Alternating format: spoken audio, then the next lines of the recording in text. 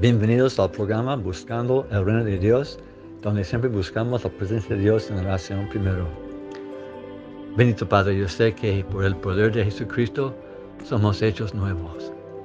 Pedimos tu bendición en esta clase para que la verdad de tu resurrección penetre en nuestros corazones para que tengamos fe. Gracias Padre en Cristo oro. Amén. Las profecías que hemos visto en las últimas clases de la vida y sufrimiento de Jesucristo muestran que siempre fue el plan de nuestro Dios de ofrecer a su Hijo, siendo el mismo ser y presencia. Y lo ofreció en la cruz para perdonarnos y restaurarnos, para hacernos limpios y perdonados, para vivir en su presencia. Sabemos en las Escrituras, en Apocalipsis capítulo 36, versículo 18, testifica que en el libro de la vida del Cordero, que fue inmolado desde el principio del mundo. En los ojos de Dios, Jesús en el mundo espiritual ya había sido crucificado para perdonar a los hijos que Él estaba por crear. Desde Adán, el perdón de pecados por la sangre de Cristo fue ofrecido para quitar nuestra culpa y darnos un gran propósito de vivir.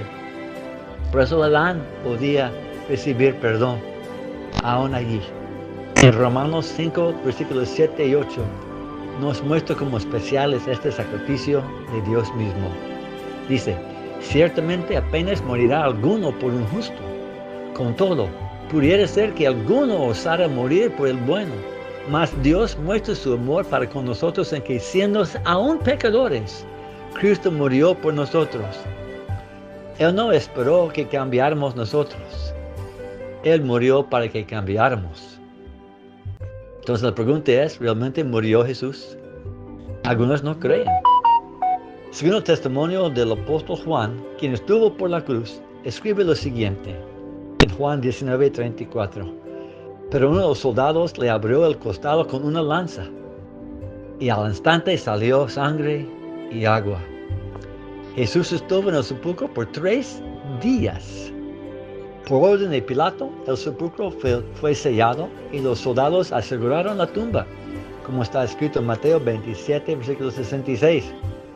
La historia civil también muestra y testifica de su muerte.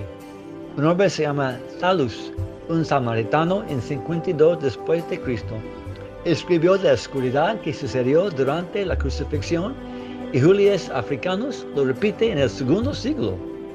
Segundo, Cornelio Tacitus, un romano nacido en 52 a 54 después de Cristo, escribe del gran fuego de Roma en 64 después de Cristo.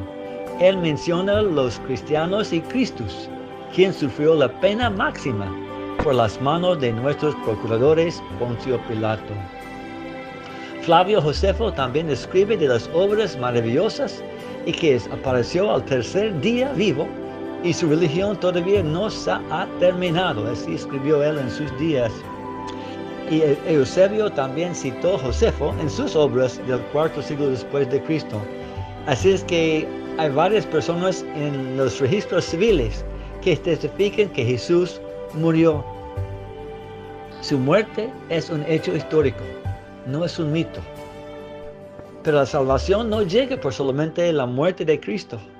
La victoria nuestra es que Él resucitó y también entonces Él puede darnos la misma promesa de resurrección, de reunir el cuerpo y el espíritu de nuevo cuando Él venga otra vez.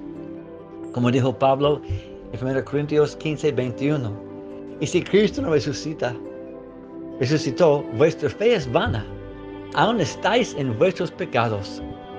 Entonces, ¿qué certeza hay de que Jesús resucitó? Veamos las evidencias de la resurrección. Primero, la tumba vacía. El Evangelio dice que hay una tumba vacía y la historia no la disputa. Para deshacer la creencia de la resurrección, solamente muéstranos dónde está la tumba de Cristo. Pero nadie puede, ni ahí ni ahora. Es que el cuerpo de Jesús no está. ¿Cómo es que la historia de los soldados romanos por la tumba dice que ellos dormían? Como escrito está en Mateo 28, 11 a 13. Estos mismos soldados sabían que los discípulos de Cristo llevaron el cuerpo, siendo dormidos. ¿Cómo van a hacer esto? No creo que los soldados durmieron, porque al dormir los soldados, en la guardia serán matados.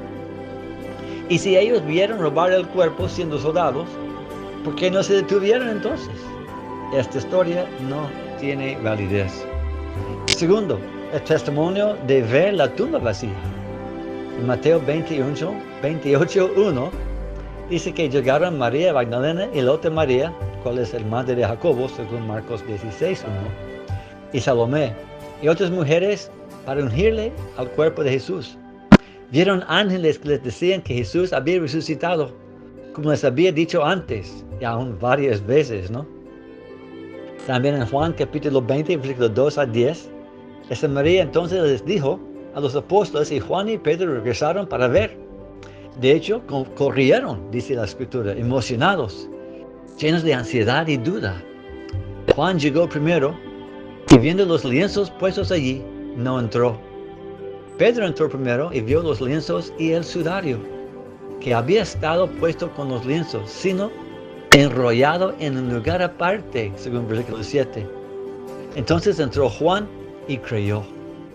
Pero ellos todavía no entendían que tenía que resucitar Cristo de los muertos, como dice en versículo 9. Entonces veamos los testimonios de verlo resucitado. Primero es María Magdalena en Juan 20, 11 a 18. María quedó fuera de la tumba llorando. Y pronto 2 ángeles se le aparecieron, le preguntaron por qué lloraba. Inmediatamente después Jesús se les apareció a María por la tumba y le habló. Ella lo reconoció. Un poco luego, Jesús se acercó a 2 discípulos que estaban en rumbo para el camino para Emaús, según Lucas 24, 13 a 34.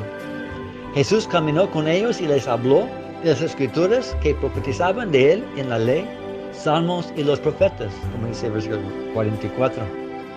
Ellos no lo reconocieron. El Espíritu ardía en sus corazones a testificarles de él. Versículo 32. Ellos escuchaban y comenzaban a entender el sacrificio de Jesús, que era necesario para sustituir para sus propios pecados, igual para nosotros. Nosotros juntos hemos leído las profecías de su muerte de Salmos 22 y Isaías 53. Muchas profecías ciertas hay de su vida, su nacimiento y su muerte, porque fueron inspiradas por Dios y dicen la verdad.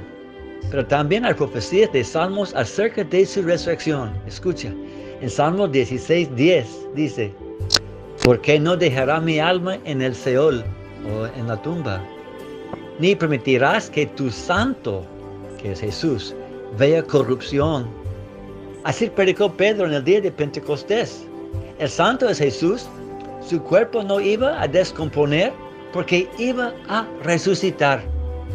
En Salmos 68:18 dice: subiste a lo alto, cautivaste la cautividad, tomaste dones para los hombres, para que habite entre ellos. Y esto es lo que Pablo citó en Efesios capítulo 4, 9 a 10, hablando de la resurrección de Cristo después de bajar en el mundo espiritual a los de la cárcel.